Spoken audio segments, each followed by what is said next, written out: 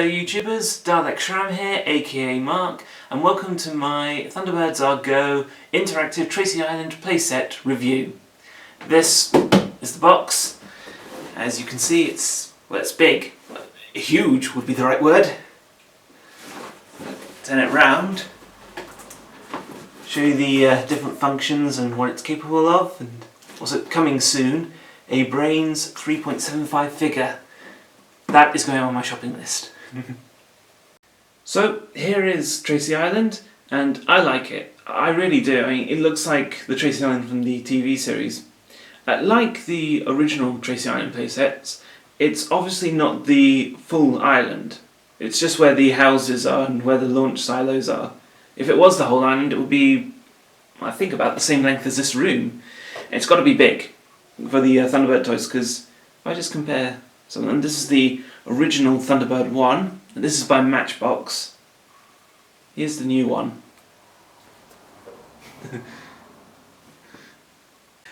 Colour scheme for this is pretty much the same as the 2004 playset. You've got the bright green for the vegetation, and for the rock face you have this sort of creamy grey colour with sort of little black spots on them.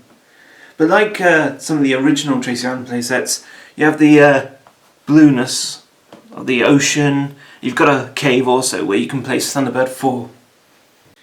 Because of its size, it's too big to actually get inside the box, so when you get it, it's in bits and pieces. But there are instructions telling you how to put it all together.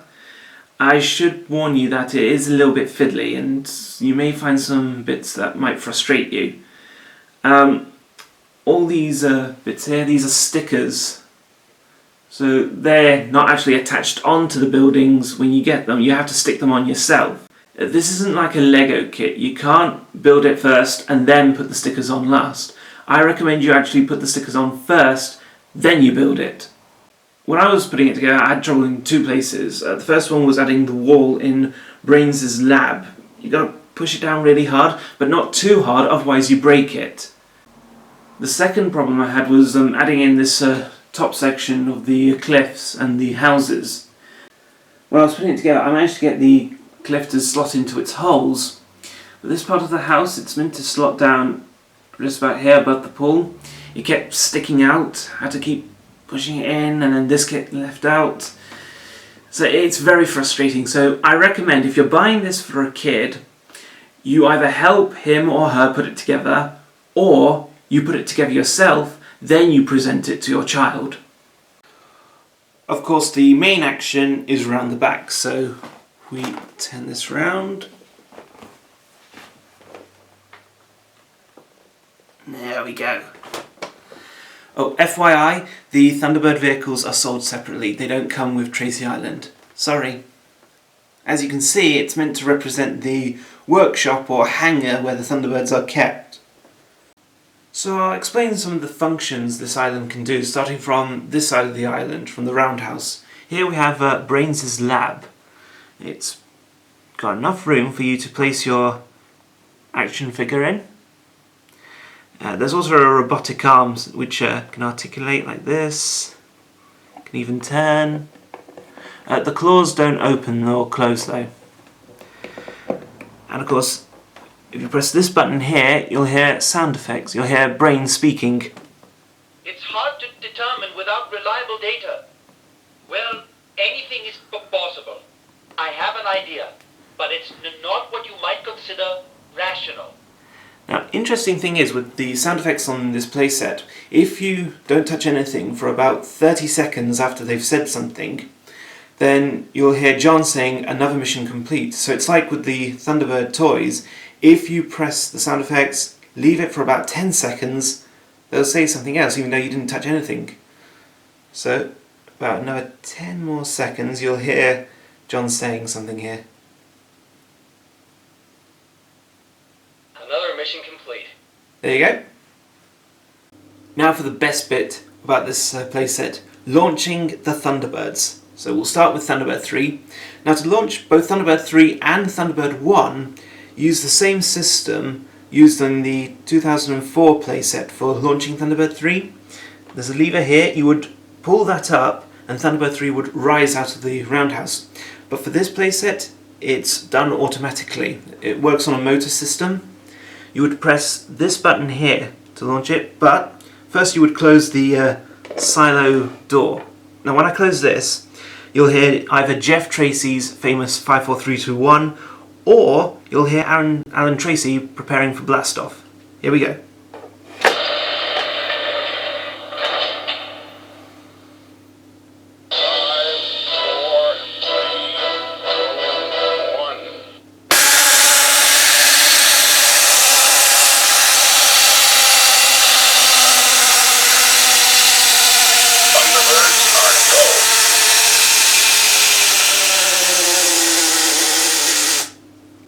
Okay. And to reset it, just pull down on the lever. Don't push down on the actual base, because that will just damage it. Okay, so I've turned it round, so this time we'll see it come out of the roundhouse, and we'll also hear the alternative sound effects. So close the door.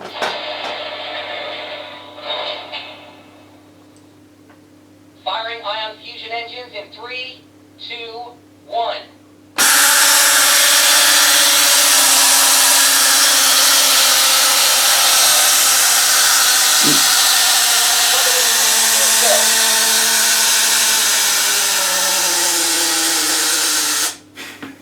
I know it doesn't go out all the way, but you just let's be sensible. Let's be sensible. Okay, let's move on to Thunderbird 1 launch sequence. To open the swimming pool in the original playsets, you would have to turn a diving board around and the pool would open. There's no diving board here, so you just use your fingers really. Now you place Thunderbird 1 on its stand, you slide it into launch position, press this button to launch. Systems check green. Firing engines in 3, 2, 1.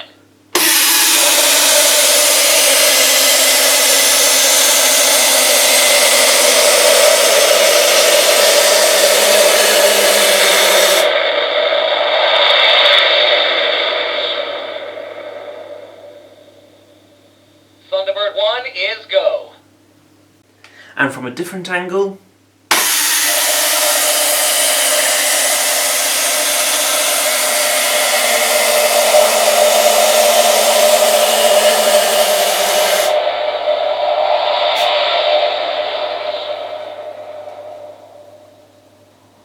Thunderbird 1 is go.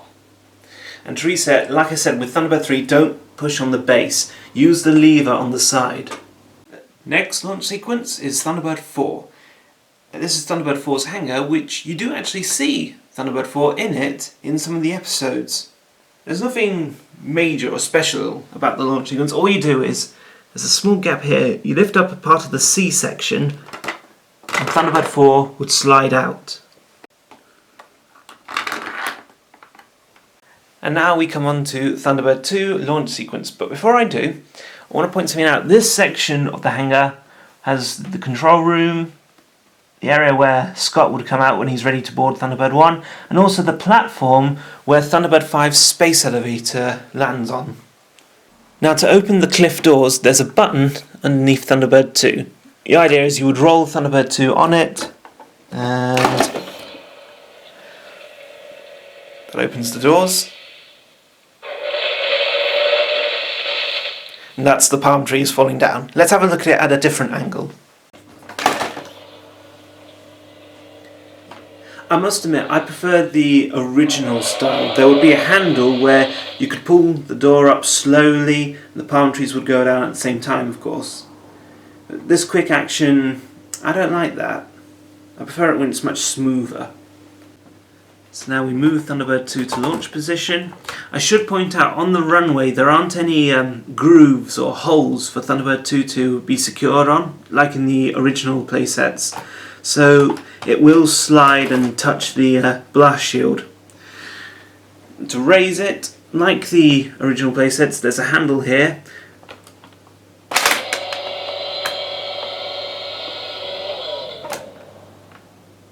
System check complete. All lights show green.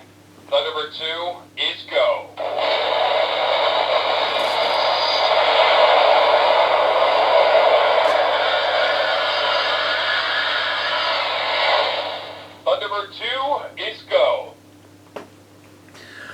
A word of warning, sometimes the ramp doesn't really secure into place, so it's easier to lower it like that. See, just a slight touch and it falls. Now I should point out that there are meant to be stickers on the blast shield, but I decided not to add them on. Why? Well, because of the way it opens, it would kind of spoil it, if you know what I mean. If it opened the same way like the ramp does in the TV series, then that would be alright. But of course it doesn't. It opens the same way, just like in the original playsets. So I decided not to bother, but it's really up to you. Last thing to show you, the Tracy Island playset comes with this communicator, which is a good idea because as Thunderbird 5 hasn't been released as a toy, we can use this to pretend it's Thunderbird 5 because it kind of looks like it's shaped, doesn't it? What you do, you'd press this and you'd hear the Tracy brothers talking, and sometimes this red light would flash. Virgil, good. Thunderbird 2 is needed. ETA is about 4 minutes. International Rescue, this is Thunderbird 3. Do you copy? Thunderbird 3, this is Thunderbird 5. Head to launch. Time to deploy? Thunderbird 5, what's going on up there? International Rescue, this is Thunderbird 5. We have a situation. Time to suit up. Thunderbird 4, do you read me? Gordon, come in. FAB. International Rescue, Thunderbird 4 is en route. And if you leave it alone, then the red light will flash and it will do its beeps. Any second now. Haven't had time to time this yet. There you go, that's one. And if you leave it alone again, it will beep again. Let's see, 5 seconds. 6, 7, 8, 9, 10, 11, 12, 13, 14, 15. About 15 seconds. Of course, you can wear it as a watch, or to hatch it, you can wear it on your belt so it slides off like that. And just put it on your belt. It's actually a good idea to have it, so that's what makes it interactive. So someone can pretend to be Thunderbird 5, and then you just press it, say which vehicle is needed, and then you can launch the Thunderbird machine from the island. So overall, I'm going to give this 8 out of 10. Why? Well, it loses 1 point for the construction because it really is a bit of a pain, and it loses another point from the Thunderbird 2 launch sequence. I know it's one of the best, but the way it's been designed, I mean, the door is spring operated, it's not smooth. The ramp, sometimes you'll have difficulty with securing it. And as I mentioned, there's nothing to secure Thunderbird 2. It would go about here, but it doesn't. But apart from those points, it really is good. I do like it. Now the cost for this is £79.99p. Yes, I know it is a lot of money, so you'll ask, is it worth it? Well, if you like the new series of Thunderbirds, then yes, it is. I mean, if you don't like it, then don't bother then. But if you're a Thunderbirds fan like I am, both original and the remake, yeah, it's definitely a nice addition to have to your collection. Okay, before I go, I want to talk a bit about the new series. Don't get me wrong, I prefer the original. I love the original. I think we're all in agreement on that. The originals are always the best. But you have to admit, when it comes to remakes, the new series is a lot better than the 2004 movie. You have to agree on that. I mean, the new series, it's not that bad. It's actually really good. I mean, there's some points I don't like, and there's some points I do like about it. Got a few notes here. What I like the new designs for some of the Thunderbirds and Fab 1. I love the launch sequences. The launch sequences are the best moments in Thunderbirds. I like the idea of giving the boys helmets when they go out on missions, because even though they're on space missions, they still wear them. It's like in Thunderbirds 2086. I like how Jeff Tracy's voice lives on, and I like the new theme. Really good. And also the idea of making Brains an Indian. Now, before you comment and say, "What? Are you crazy or something? Is there something wrong with you?" Now, just think about this. How many black people do you actually see in the original series? Apart from the Indians in Thunderbird 6. Exactly. So it's a good idea. So what do I don't like about the series? Well, I'm not too keen about the new Thunderbird 5. I mean, all the other vehicles, they were designed to look like the originals, but Thunderbird 5 doesn't look anything like the original. Even though it's good to see that it gets more involved in the series. Too many jokes about Grandma's cooking.